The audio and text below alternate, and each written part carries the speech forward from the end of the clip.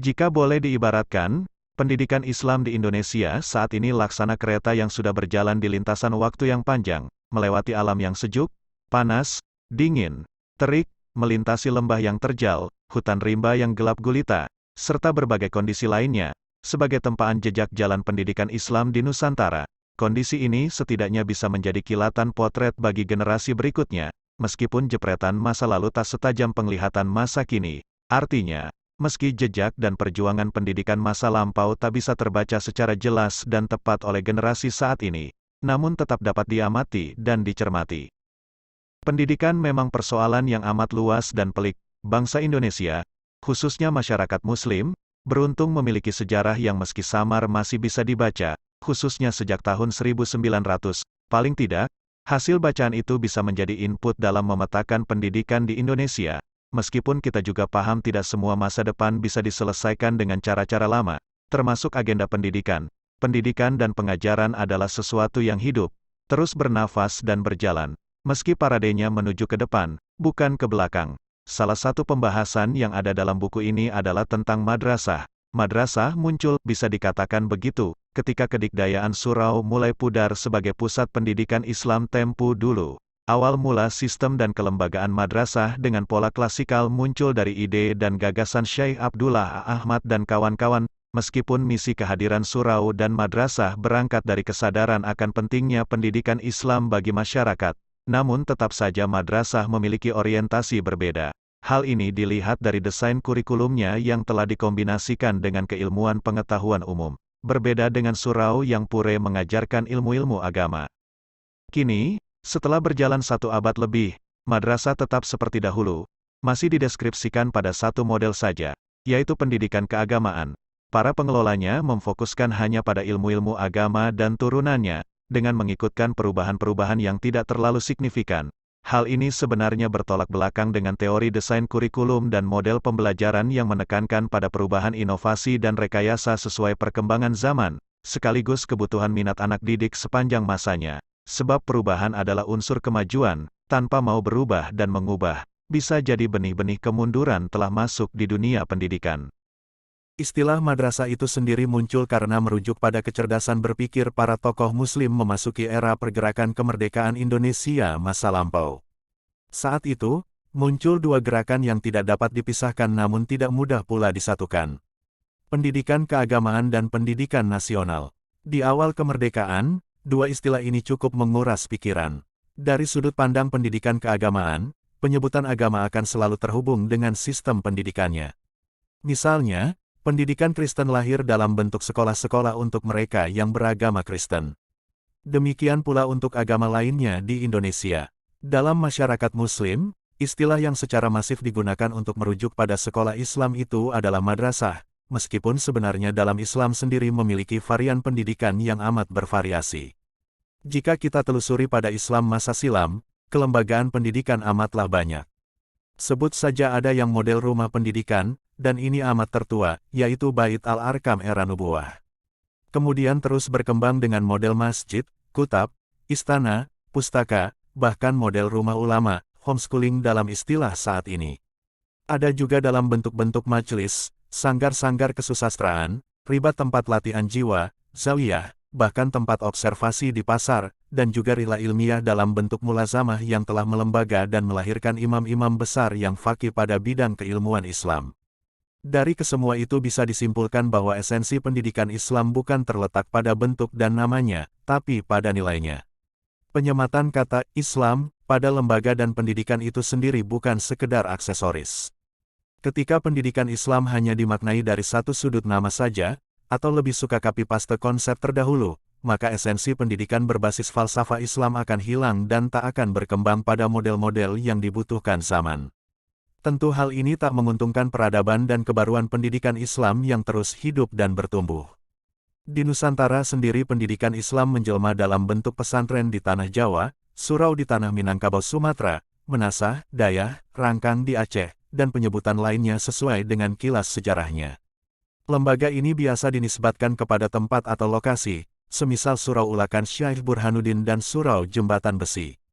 Demikian pula pesantren, ada yang dinisbahkan kepada nama kiainya, atau tempat pesantren itu berdiri, juga ada dengan nama-nama berbahasa Arab. Di beberapa wilayah kerajaan Islam Nusantara, tradisi pendidikan masa lampau bahkan masih membudaya bagi masyarakat di sana hingga kini. Dalam ruang lingkup pendidikan nasional, muncul lembaga berbentuk sekolah. Bagi pengagas pendidikan nasional, Ki Hajar Dewantara, kelembagaannya disebut sebagai Taman Siswa dan sudah ada jauh sebelum Indonesia merdeka. Gagasan pemikiran pendidikan beliau juga mengilhami kesadaran nasional dan keinginan merdeka dari sistem pendidikan Belanda masa itu. Demikian pula surau, pesantren, dan madrasah masa silam yang juga berangkat dari kesadaran keagamaan dan keinginan merdeka dari penjajahan. Bisa dikatakan model-model kelembagaan pendidikan keagamaan dan pendidikan nasional memberi saham besar dalam pendidikan masyarakat Nusantara selama ini. Landasan dasar pendidikan nasional selalu dirujuk pada pemahaman Ki Hajar Dewantara. Seiring dengan perubahan yang melibatkan inovasi model dan rekayasa yang dibutuhkan zaman, maka demikian pula pada pendidikan Islam, harus dikembalikan pada filsafatnya, namun harus tetap menjaga kultur historis dan budayanya agar tidak stagnan dengan ide madrasah dalam pengertian terbatas, tapi juga tidak dibatasi dalam implementasinya. Artinya, gagasan madrasah masa kini mesti dimerdekakan, harus dilakukan inovasi dan rekayasa mendesain kurikulum, serta harus diperkaya dengan pembelajaran keterampilan dan skill kehidupan anak-anak Muslim masa depan. Terkait usaha meningkatkan program madrasah di Indonesia, Kementerian Agama RI telah meluncurkan gagasan baru dengan melahirkan 4 tipe madrasah masa depan, tipe akademik dan sains, tipe vokasi, tipe keagamaan, dan tipe regular. Meskipun gagasan ini sudah ada sejak tahun 2014, namun kenyataan di lapangan belum terimplementasikan secara baik dan apik. Menurut Kemenak, kurikulum keempat tipe tadi tetap sama, perbedaannya hanya pada penguatan atau peminatan.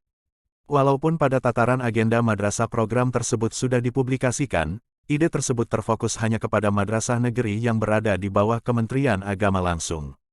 Adapun bagi madrasah yang dikelola oleh masyarakat, dalam hal ini swasta yang jumlahnya amat banyak, agenda tersebut dapat dipelajari secara cermat. Sehingga kebijakan itu bisa digunakan dan bermanfaat sebagai usaha dan ruang inovasi, sekaligus sebagai rekayasa pembelajaran dan desain kurikulum kekinian, untuk mengisi kualifikasi lulusan madrasah swasta masa depan yang kompetitif dan memiliki keterampilan relevan yang dimaksud. Jika kita buka data BPS tahun 2021, terhitung ada kisaran kurang lebih 54.324 lembaga atau 93% jumlah seluruh madrasah swasta milik rakyat se-NKRI. Pendidikan Islam ini merumput dan hadir di tengah masyarakat Indonesia dengan sebaran merata. Bahkan ada madrasah yang kokoh berdiri di pulau terluar. Hanya 7% saja madrasah negeri dari jumlah madrasah yang ada di seluruh Indonesia. Berdasarkan data tersebut terlihat bahwa partisipasi dan kontribusi masyarakat Muslim Indonesia amat besar pada urusan pendidikan, khususnya pada lembaga madrasah. Pada studi kasus mini di wilayah Bogor, luas 2.986 km persegi, keberadaan madrasah swasta rinciannya seperti berikut. Tingkat Ra ada 133 sekolahan, Mi ada 60 sekolahan, EMS ada 44 sekolahan, dan Ma ada 15 sekolahan. Semuanya tersebar di beberapa kota Bogor. Total jumlah madrasah di wilayah kota Bogor adalah 252. Sedangkan madrasah negeri di tingkat satuan Min ada 1, MTSN 2, dan Men ada 4. Dengan jumlah penduduk Muslim kota Bogor Muslim sekitar 960.000 dari populasi 1,04 juta tahun 2020, maka madrasah swasta di wilayah kota Bogor terlihat sudah cukup memenuhi jumlah penduduknya. Kembali kepada topik usaha meningkatkan program madrasah di Indonesia.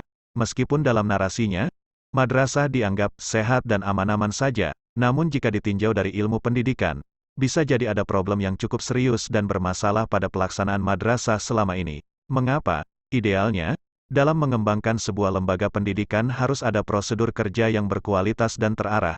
Ada riset, diskusi mendalam, termasuk dialog para pakar di bidangnya. Ada juga uji coba terbatas. Hal ini membutuhkan waktu yang tidak sebentar, bukan cuma setahun 2 tahun saja.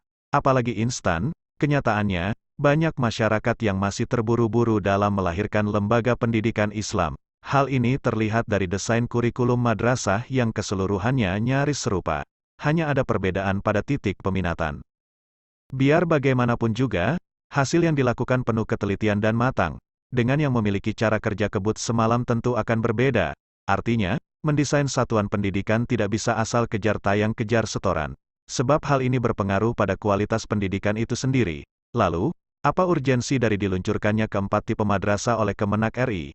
Bila tidak dijadikan momentum inovasi serius untuk model pendidikan Islam masa depan. Ungkapan, tipe-tipe madrasah dengan desain kurikulum sama dan hanya ada perbedaan pada peminatan saja. Penulis pikir ini masih kurang, bahkan tidak nendang. Seharusnya narasi yang menyertai program keempat tipe madrasah adalah, perbedaan ini punya titik tekan pada desain kurikulum yang memang amat berbeda. Karena titik fokus pembelajaran pun berbeda, jadi madrasah yang akan dilahirkan akan betul-betul berbeda.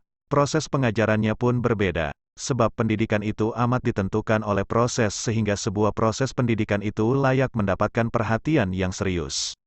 Perubahan yang akan dilakukan juga harus melibatkan perubahan mindset. Jangan ada keinginan berubah tapi perilaku kita terhadap perubahan tersebut tak berubah. Seperti pada kasus di masyarakat, ketika proses pendidikan sudah masuk era digital, tapi tetap saja perilaku kita masih manual. Maka penulis berpikir, jika perubahan madrasah ini serius dan terencana dengan berbasis pengkajian dan analisis mendalam, ada usaha dan inovasi pada proses pendidikan tingkat madrasah, khususnya pada satuan pendidikan MA, maka ini adalah lompatan jauh sekaligus telah memerdekakan istilah madrasah itu sendiri. Tapi jika desain kurikulumnya masih dinyatakan sama dan hanya ada perbedaan pada peminatan, tentu ini bukanlah perubahan, tapi sekedar keinginan semata. Sekedar ide atau gagasan penulis, desain kurikulum bisa dimulai dari satuan pendidikan MI yang difokuskan pada ilmu-ilmu agama, khususnya ilmu-ilmu fardu, ain, dengan diperkaya pada praktek ibadah dan pembinaan jiwa beragama. Karena pembelajaran agama yang sekedar kognitif saja akan berbeda hasilnya dengan pembelajaran agama yang belajar hidup menjadi manusia beragama. Dengan konsep seperti ini, durasi waktu 6 tahun yang begitu panjang akan lebih menyenangkan. Anak tidak boring dengan sekedar materi agama, tapi ada edukasi hidup beragama hingga proses belajar juga dibuat gembira, tak terlalu beban berat pada tuntutan kognitifnya. Kemudian pada satuan MTS, ilmu fardu, ain tersebut lebih diperluas dengan dalil-dalil dan argumentasi, sehingga anak-anak berlatih menarasikan pendapat hingga berbeda pandang sekalipun. Hal ini bisa menjadi dasar pengembangan sikap kolaborasi, bernalar kritis, kreatif dan aktif. Pada satuan ini bisa diperkaya dengan materi agama, tapi jiwa beragama anak tetap ditumbuh kembangkan dengan baik, yang menjelma menjadi akhlakul karimah.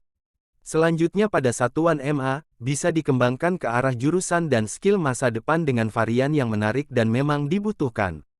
Bahkan tidak terbatas pada tipe yang disebut di atas, namun lebih rinci lagi, sehingga kompetensi dan kesiapan anak muslim yang akan masuk dunia karya dan kerja pasca MA betul-betul siap dan mampu dengan kualifikasi yang relevan. Sehingga masing-masing jurusan memiliki kualifikasi pada lulusan dengan kekhasan yang memang berbeda. Bisa saja ada MA Kejuruan IT, MA Bisnis Digital, MA Olahraga, MA Seni dan Fashion Islami, MA Multimedia dan Desain, MA E-Commerce, MA Desain dan Komunikasi Virtual, MA Gizi dan Kesehatan, MA Keperawatan dan Kebidanan, MA Tata Boga dan Perhotelan, MA Publikasi dan Jurnalistik, MA Pemikiran dan Keagamaan Islam, dan lain sebagainya. Jadi, tak masalah jika jumlah madrasah itu puluhan ribu, asal kehadirannya tidak satu model saja. Para pengelola yang mempunyai SDM juga bisa membuat MA bidang kompetensi tertentu dengan memanfaatkan teknologi digital. Adapun MA jurusan keulamaan, tetap menggunakan pola kepesantrenan yang klasik dan khas yang telah ada selama ini, di mana kemampuan dan kualifikasi santri dan lulusannya harus berkualitas dan mendapat gemblengan adab secara khusus. Ilmu tidak saja diukur dengan selembar kertas ijazah, seperti MA yang biasa, tapi lebih dari itu, yaitu mereka mampu dalam penguasaan kitab-kitab keagamaan beserta referensi yang kompatibel, dan lain sebagainya. Sehingga lulusan MA jurusan keulamaan betul-betul tumbuh sebagai calon ulama. Bila mereka terus tafakuh fid-din, melakukan proses tradisi ilmiah ulama dan rila ilmiah ulama, maka akan hadir ulama sungguhan di masyarakat, meskipun jumlahnya sedikit. Karena menjadi ulama bukanlah kewajiban seluruh muslim, namun kewajiban fardu kifayah, sebagian kecil saja. Jangan lagi menjadikan sorban dan gamis besar sebagai simbol keulamaan. Tapi ulama itu adalah tempat kefakihan ilmu, alim, amil bisa jadi tauladan, mualim mampu menjadi guru dan referensi bagi umat, serta mukhlis yang terpancar keikhlasan jiwanya. Gagasan-gagasan varian madrasah di atas tidak saja berbeda dalam hal desain kurikulumnya, tapi tentu proses dan implementasi pendidikannya juga amat berbeda. Kembali pada permasalahan madrasah masa kini. Madrasah identik dengan sekolah keagamaan, walaupun sebenarnya sejak tahun 1975 desain kurikulumnya berubah menjadi 30% materi keagamaan dan materi ilmu lain 70%. Pun demikian pada prakteknya, seluruh beban pembelajaran di sekolah umum diajarkan juga di madrasah. Artinya, para siswa madrasah seakan memiliki beban 200% pelajaran, yaitu 100% agama yang memang bagian utama madrasah selama ini, dan 100% pelajaran umum seperti sekolah umumnya. Meskipun demikian kenyataannya, stakeholder madrasah sendiri cenderung memperlakukan seperti sekolah madrasah agama. Bukan sekolah ilmu-ilmu umum berbasis keagamaan. Buku pendidikan bukan karya Dr. Ulil Amri Syafri ini bukan untuk menjelaskan semua hal. Buku sederhana ini hanya ingin memberikan potret pemikiran tokoh penting pendidikan masa lampau. Semoga saja gagasan dan analisis yang ada dalam narasi buku ini bisa memberi inspirasi, khususnya bisa menjadi agenda ke depan pendidikan Islam untuk Indonesia yang lebih baik dan maju. Sekali lagi, meskipun ada usaha untuk perubahan dan perbaikan, tapi jangan sampai merobohkan bangunan yang sudah ada sama sekali. Namun lebih melakukan rekayasa yang memperkuat kelembagaan yang pernah ada, madrasah-madrasah, termasuk posisi pesantren yang amat klasik. Begitu juga semestinya pada surau. Semangat ini juga sebagai upaya memperkaya model-model dan fokus kelembagaan pendidikan Islam. Mengelola pendidikan juga merupakan seni. Maka dengan seni dan budaya, pendidikan juga bisa perkasa ke depan asal bisa menempatkan posisi di era perubahan.